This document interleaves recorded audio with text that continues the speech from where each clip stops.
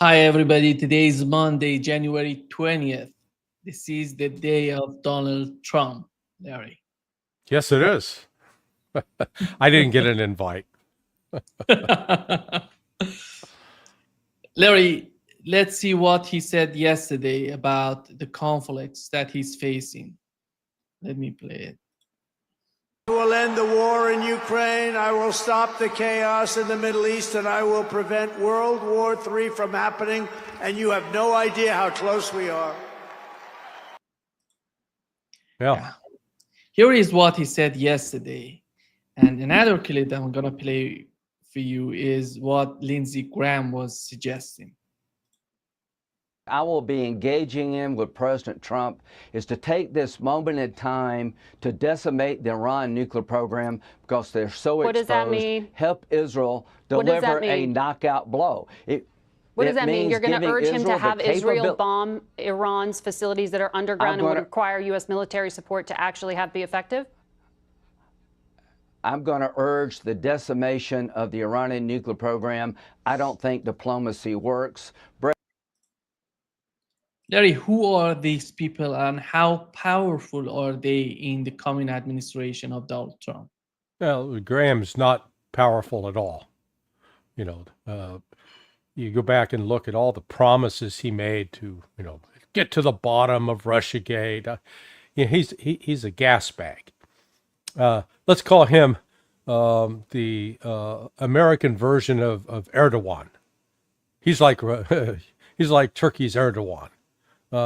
Only Erdogan's married and Lindsey Graham isn't. Okay, Graham is a big talker, not a big doer, and he is the neocon's neocon, and we've got the good news is Trump's going to ignore him. He can sit out there, hold his breath till he turns blue. I think the agreement that Russia and Iran signed the other day have dramatically reduced the chance of any military action by Israel or the United States, because Russia made it clear in the agreement, if you read it carefully, they're going to back Iran militarily if Iran's attacked. If Iran is attacked unjustly and under Article 51, then we'll have the right of self-defense.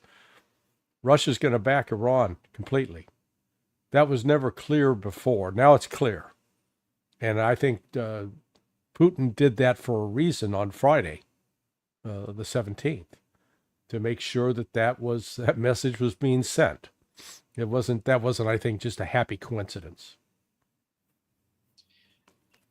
Larry, do you think that Donald Trump, with what he said yesterday, is he interested in any sort of new conflicts, new wars?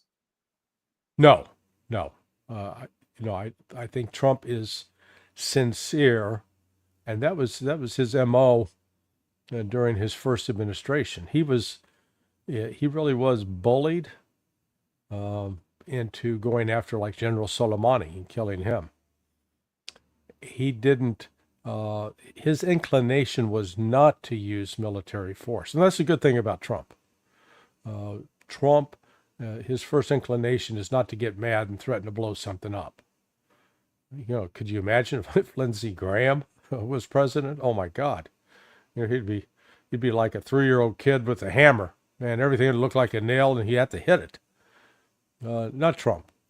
So and look, Trump pushed through the ceasefire that has taken hold now in Gaza. That's not a coincidence. And some have commented this was the same agreement that could have been in place 10 months ago. They want to blame it on Hamas. It's never Hamas's fault. It was always Israel that wanted to resist it because Israel is convinced they'd destroy Hamas and take complete control of Gaza. Well, Israel failed.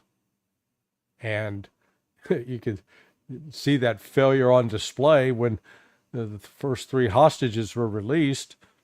Look at all the Hamas guys in full military garb running around with automatic weapons. I thought they were wiped out. So, that was just, a prominent middle finger extended to Bibi Netanyahu and the rest of the Zionists by Hamas. Here is what Qatari Prime Minister said in terms of the ceasefire between Hamas and Israel. And it's so interesting that he's talking about, Larry, the two-state solution in this talk, in this interview. That we have signed 2 days ago is the same framework that we agreed on in December 23, which is basically 13 months of a waste of negotiating details that has no meaning and doesn't worth any single life that we lost in Gaza, or any single life of those hostages that lost their life because of the bombing, because they are among everyone else. Israel's security cabinet finally signed off on the deal after delays following internal squabbling. Qatar's prime minister says all involved must seize this opportunity for peace. I believe it's the moment for all of us today to think about what's on the broader picture. How can we have a peaceful Middle East? How can we have a Palestinian state next to Israeli state, living side by each other peacefully? And that's what we are aiming for. Sheikh Mohammed Abdul Rahman Al Thani also praised President Trump and his special envoy, Steve Witkoff, for getting the deal over the line. We believe President Trump can create a greater impact for the region, and Steve Witkoff, the special envoy to the Middle East, has demonstrated a leadership in these negotiations, and we see the way he fought for a deal to happen. And I believe if this will continue to be the attitude and the approach for the next 4 years, we can create a lot of good things for the region. Here are two things, Larry, about what he said. One of them is two-state solution. The other one, he's so positive about the future of the Middle East under Donald Trump. Yeah, Trump Trump created a lot of consternation among people because some of his appointments, particularly Mike Waltz as the National Security Advisor, Marco Rubio, Secretary of State, bringing Sebastian Gorka back in at a lower level position on the counterterrorism front. I mean, these are all hawks. These are all people who are very pro-Israel. Now, what you don't have in the Trump administration that you did with Joe Biden is people, Jews like Anthony Blinken, and then you had people on the outside, but who were, still had sway on the inside, like Victoria Nuland. Again, they come of family histories that come out of Ukraine, out of, what was seen as persecution of Jews by the former Soviet Union, and therefore they want revenge. I mean, this is very deep-seated, very emotional. You don't have that with in the Trump administration, but what you have are Christian Zionists who believe, the Bible said that the Jews are supposed to control Israel and all the others are Amaleks and need to be expelled. Well, that's not helpful either. But in spite of that, or even with that baggage of these people, Trump could have kept Witkoff at home. He could have stayed out of it. Instead, he got directly involved and sent Witkoff over. And Bibi Netanyahu tried to give him, the stiff arm. They got to pray tonight. It's Friday, Shabbat. And Witkoff, who's a devout Jew, he said, basically, screw your Shabbat. You're meeting with me. And I don't know what was said, but, and they can come out and spin it as, they promised to go to nuclear war against Hamas. Please. The reality is Netanyahu was forced to cave. And they accepted a deal that, as the Sheikh was noting, had been on the table for, more than a year. And could have put an end to all this killing.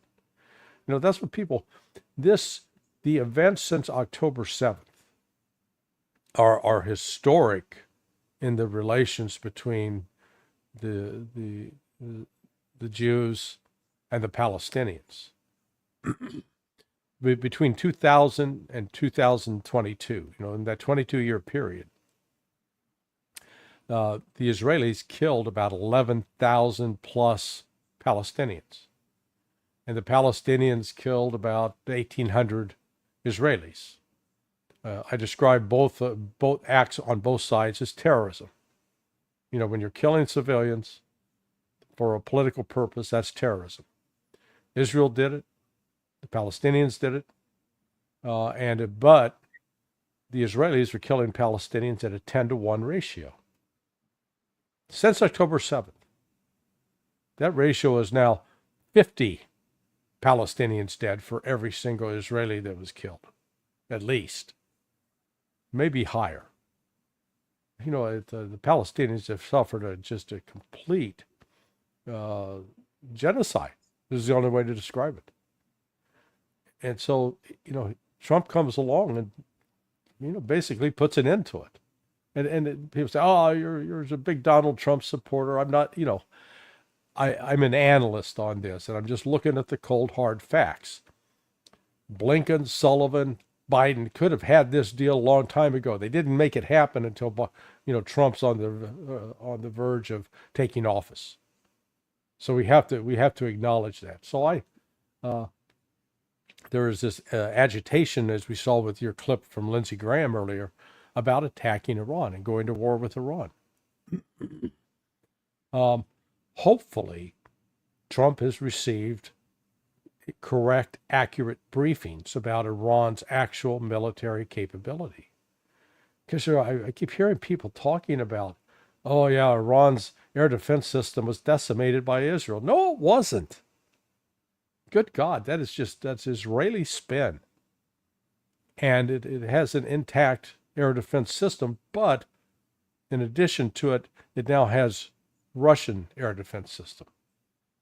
And any attempt to attack Iran is going to really set the region on fire, and not just the region, but it'll become a wider war, and Russia will be involved. But that, just to make one more comment about the agreement that was signed on Friday between the Strategic Security Arrangement or treaty between Russia and Iran. Russia made it very clear that there's going to be cooperation in the field of nuclear energy. Russia would not agree to that if Iran was actively trying to build a nuclear weapon.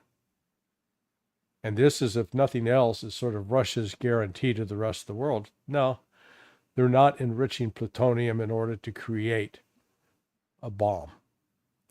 And while there were elements in Iran pushing to do that, this new security arrangement with Russia eases that pressure, because Iran now knows that it's not standing alone against the United States or against Israel.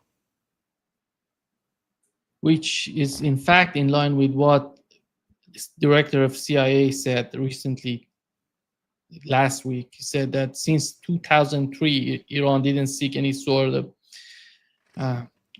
activity that leads to a nuclear bomb. Right, but I think the events that took place over this last 8 months, with the attacks on the Iranian diplomatic facilities, and then the multiple murders of the murder of the Hamas negotiator in Tehran. I think there was elements within at least the Iranian Revolutionary Guard force saying, if we had a nuke, they wouldn't be doing this. They wouldn't risk it. And they would make an argument to, we need to, back away from our declaration that we would not do it. But, I think Russia, Russia really is a force for peace here. And despite, the United States talking peace, but pursuing war, at least under Biden, we now have a chance that Trump wants, I think Trump, how to phrase this. Trump's an a narcissist. But, most presidents are, okay? So some people use that to say, oh, he's a narcissist, to dismiss. So, but he is interested in establishing a legacy. He doesn't want to be known as a loser. He doesn't want to be known as the guy that set the world on fire. He wants to be the guy that brings peace. And, the ultimate irony will be if he actually does secure a two-state solution where the Palestinians will, in fact, have a state free of Israeli oppression. That's what's needed. I came across a number last night, and I feel compelled to mention this, that was just astonishing. But since 1967, an estimated 800,000 Palestinians, we're talking almost 1 million, have been picked up and put in jail by Israel. All right? 800,000. And over the last several, the last decade or so, it's really in the thousands, tens of thousands. So it is, Judge Napolitano sent me a note saying, hey, what's the difference between a prisoner and a hostage? And it's the, Israel and supporters of Israel control the media. They control the meme. And so they get to portray Hamas as the big terrorist, and Israel as this, poor defenseless little country, little David fighting the giant Goliath of the Arab nation. Please. It's been just the opposite. It's been Israel that has been the brutalizer. And, it's tough to get that message out. And I'm not making a subjective argument. I'm saying let's just step back and look at the facts. Look at the facts of how many Palestinians have been killed by Israelis. How many Israelis have been killed by Palestinians. Lopsided, decisively, far more Palestinians, by magnitudes more, killed by the Israelis. How many hostages have the Palestinians taken? And Hamas in particular, since between 2000 and 2022, number is 19. The number of Palestinians locked up during that time period, 28,000 plus. So you do the numbers of dead, that have since October 7th, staggering. And it'd be one thing, if it was a military engagement, but it isn't. These were attacking and killing women and children. So getting this kind of peace, bringing a resolution to this, is something I think Trump is going to be striving to do, despite taking, maybe up to $100 million from Miriam Adelson, despite, putting a bunch of pro-AIPAC members of Congress or former members of Congress in his cabinet. So we'll see. Here is Netanyahu for the first time talking about the ceasefire between Israel and Hamas. And what's interesting about this talk on his part, this video, that he's talking in his language, in Hebrew. Mm-hmm. He's not talking in English, that we know whenever he talks in English, he's talking to the yeah, he's doing a little bit of spin control. Yeah. Here is what he said, Larry.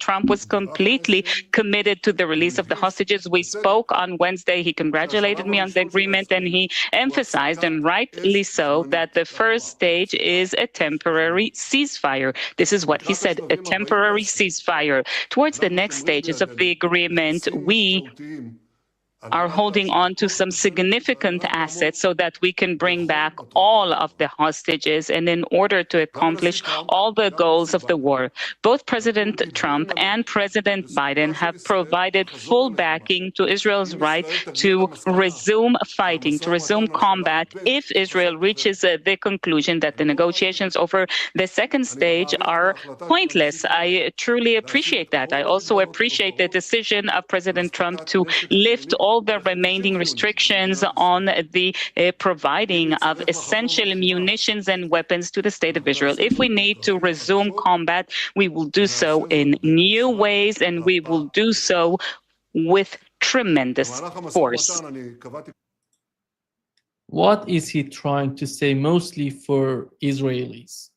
Yeah, no, he's trying to say, oh, yeah, we're going to keep fighting. And they may very well. Look, we go back to the history of this, the Second Intifada, which I believe, started roughly 2000, went for about 5 years. But not near the level of violence that we've seen over this last, 15 months, 16 months. But nonetheless, significant violence. And then that was concluded with an agreement between Mahmoud Abbas and I think it was Ariel Sharon at the time. And, a temporary agreement. Yet that did not stop Hamas from firing rockets into Israel. It didn't stop Israel from killing Palestinians and putting them in prison. And so, that's unfortunately likely going to be the outcome of this. The big difference, though, is that countries, I think, like Saudi Arabia, Qatar, United Arab Emirates, the Gulfies, they actually have some influence in this process. Trump wants a deal with them. And Trump sees, hey, if I can just get them to say, okay, Israel, we'll recognize you as a state, that will help solve some of the tensions. But they're insisting, okay, if we go that route, you got to have a Palestinian state, and not just some pretend place. You got to. The Palestinians are actually in control of their borders, and that any attack upon them would be viewed as an act of war. So, I think that's where Trump is headed. Can he get there? I think it's unlikely, but I think he's going to try. But if if you're into the world of placing a wager, bet your money that the conflict between Israel and the Palestinians will continue. The settlers in the West Bank aren't going to let up trying to confiscate property and kick the Palestinians out of their homeland. That's going to continue, and as they do that, that's going to elicit retaliation on the part of those Palestinians, just as as I would here in the United States. Somebody come and tried to take my home, I'd fight them. Yeah. Larry, shifting the gear to the conflict in Ukraine, Sersky said that they have no air defense system capable of intercepting Russia's latest Oreshnik missile system. Mm-hmm. Nothing new in that statement, but what he said that he said we cannot win the war on the defensive. Are they going to be capable to go on offensive, in your opinion? That's why he's talking about the defensive, because... Well, first go back to with respect to the Oreshnik. He then said, though, but we need to get the foreign air defense systems because they can bring it down. No, they can't. Okay, the Patriot, Iron Dome, pick your system. It doesn't work. The Oreshnik beats them. So that's point number one. Yeah, there is no way for Ukraine to go on the offensive with what? They don't have strategic reserves. They haven't been sitting back hiding, an army of 50,000 guys filled with functioning tanks that they're sitting around ready to, just waiting for the right moment to strike Russia. That's ridiculous. They are collapsing across the front, and Russia's advances, particularly in the Donetsk Republic. Once they have basically encircled Pokrovsk, which was a key strategic logistics center.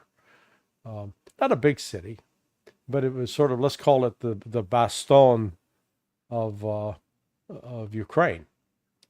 Like Bastogne, which was a small town in Belgium, that it had all this network of roads, railroads, and regular paved roads that made it a transportation hub, a logistics hub. And that's what Pokrovsk was. Once Russia's through that, it's basically wide open to the Dnieper River. Any battles then would be joined at the Dnipropetrovsk, which sits on the river, or Zaporizhia, which sits on the river. So you'll see a dramatic movement by the Russians going west, and there's nothing Ukraine can do to stop it. They don't have the military force. Here is what he said, that they're on defensive, and Kiev's mobilization doesn't cover the needs of the AFU. If they're not capable of recruiting more forces, and they don't have the weapons to fight, to continue this fight, and they have to be on defensive because of the manpower. How is that going to be convincing for Donald Trump to help them, even if we assume that Donald Trump would accept the Keith Kellogg theory or proposal to continue to put Ukraine in a better position? Look, this is all about manpower. Even if Ukraine is somehow magically able to recruit 50,000 guys this month, 50,000 Ukrainians between the ages of 18 and 26 sign up and say, by God, we're going to fight for our country. It's going to take a year to train them. They don't have a year. Russia's not going to go, oh, you got some replacement players. Well, we give them a chance to warm up and, to come into the game. I don't know how familiar you are with baseball, but if a pitcher's injured and they have to take the pitcher out, they bring in somebody new and the game stops and the guy gets to warm up and no, that's not this game. That's not Ukraine doesn't get a timeout to warm up. So just the lack of time to train this force. They could be equipped.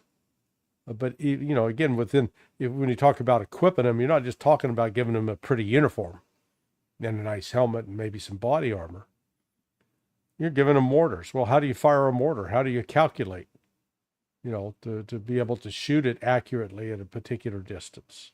Same thing with artillery. And what kind of artillery system? This has been one of the other problems Ukraine has confronted with NATO support. Oh, NATO's helping us. Yeah.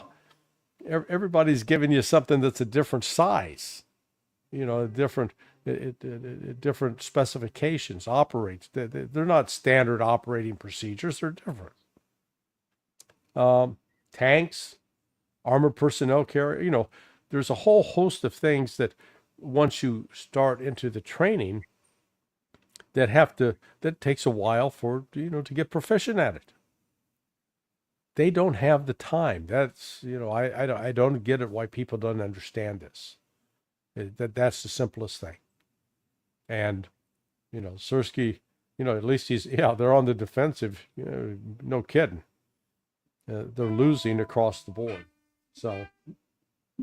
Yeah. Putin during a Security Council meeting, Larry said that Russia is open to dialogue. But they will fight for their interest in Ukraine. And here comes the two sides of his mindset. One, we are going to negotiate if you're willing to negotiate with us. On the other hand, if you want to continue fighting in Ukraine, we're going to continue with that. How is that going to play for Donald Trump? Is it going to be fight as Europeans? We know that, I don't know if you saw the differences between Olaf Scholz and Baerbock on Oh yeah. in terms of the one big happy family. Deutschland, Deutschland über alles. They're all singing, swaying back and forth. Yeah, the differences are surfacing right now, Larry. Yeah. How is that you going to work? Yeah, it's like a food fight. Yeah. Look, this is Europe. Europe's a joke, a malicious, malevolent joke. They were accustomed to being colonial exploiters. And let's not try to pretend that the Europeans were somehow something noble and great for the world. They caused enormous death, destruction, enslavement around the world, exploited other countries for their resources, became fabulously wealthy out of it. Now, not so much. And within that, there was a time when, like in the UK, you had, the Tories and the Labour Party, the right and the left, they'd go back and forth. But, there was like a majority party. Now, they're terribly split. Same thing in France. Same thing in Germany. Hungary has been one of the few countries where they actually had a majority. It wasn't a plurality taking control, as a majority. And the countries that speak with the majority voice are against the war. The countries that are internally fragmented are trying to support a war at the same time that their economies are literally imploding. So they don't have the money, and they're trying to encourage their people, oh yeah, you suffer, you go without heat, so we can send more, billions of dollars to Ukraine. That's not going to fly. So this is, you come back to the overall question about Trump and leverage in this. Trump has no leverage. What does Trump have that Russia needs? Nothing. Well, what Russia wants, I'll take that back. Trump does have leverage, but it's the kind of leverage that is politically impossible for Trump to exercise. And that leverage would be, okay, number one, we're openly declaring Ukraine will never be a part of NATO, number one. Number two, we are cutting off all funding, all military funding for Ukraine, effective immediately. And number three, we're withdrawing U.S. military advisors and CIA personnel from their posts in Ukraine, because we're serious about finding a solution. And we're putting a halt to building a NATO base in Romania. If you did those things, the Russians would say, oh, okay, I think we can have a deal here. We can work something out. They'd probably even let, Zelensky stay, let the little comedian, cokehead comedian stay in power. But Trump's not going to offer that, I don't think. Because if he did, boy, good God, heads would explode all over Washington. But, that's what it would take. So, barring that, Washington's going to be compelled to deal with reality. And the reality is Russia's going to continue moving to the west and destroying the Ukrainian army. Russia will achieve its objective of demilitarizing. I keep hearing people talk about, frozen conflict. What are they talking about? A frozen conflict means neither side's able to move anywhere or make any progress. Pay attention to what's happening on the ground. It is not frozen. The ground itself is frozen literally because it's winter. But the military situation, absolutely not.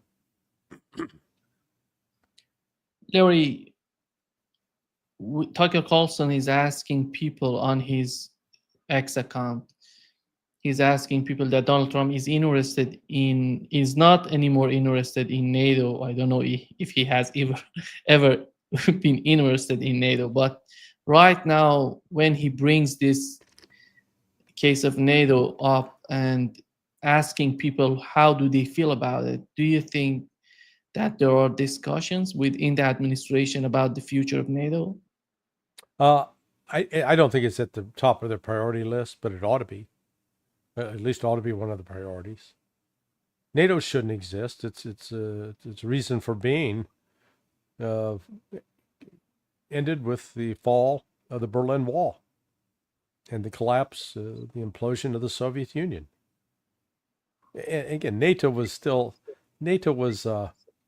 it was based on a lie anyway. You know, the lie that the Soviets were intent on conquering Europe. They never were. You know, Stalin. You know, a lot of people talk about Stalin and they get him confused with Trotsky. You know, Stalin was not a global revolutionist. You know, he didn't see revolution around the world, communist revolution around the world as this inevitable movement of history. That was Trotsky.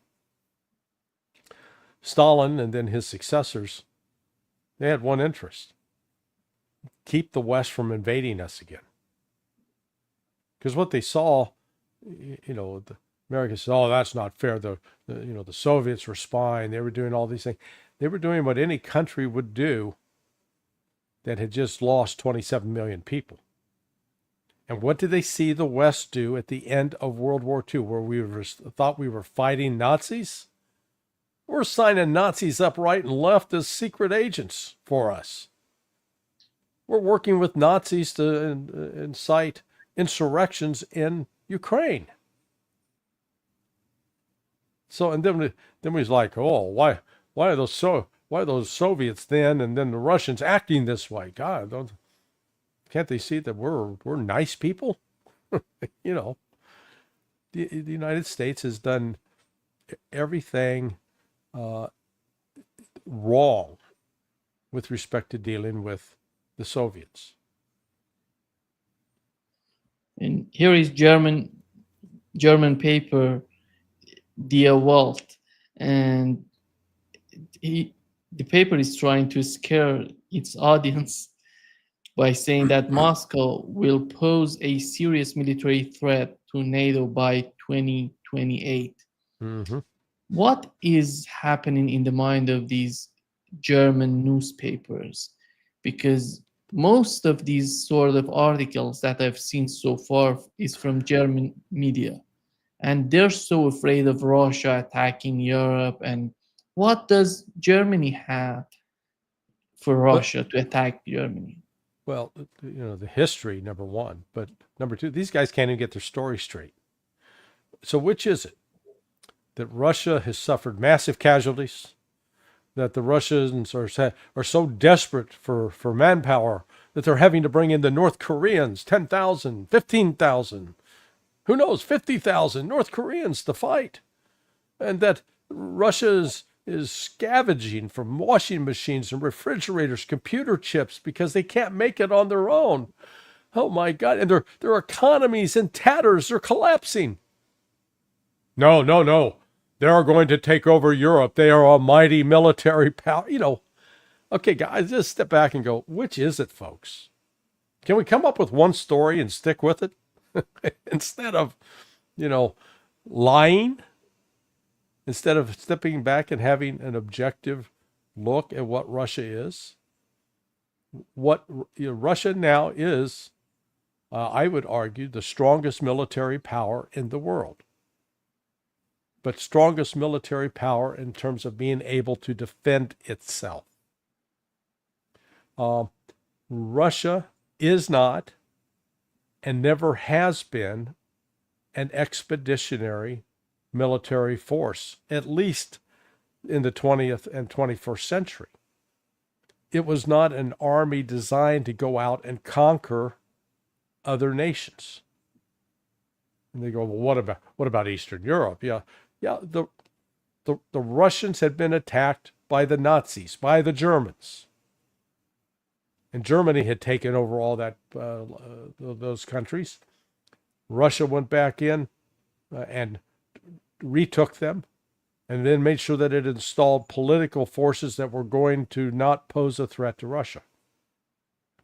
But instead of keeping land and taking it forever, remember in Austria, the Russians withdrew their forces.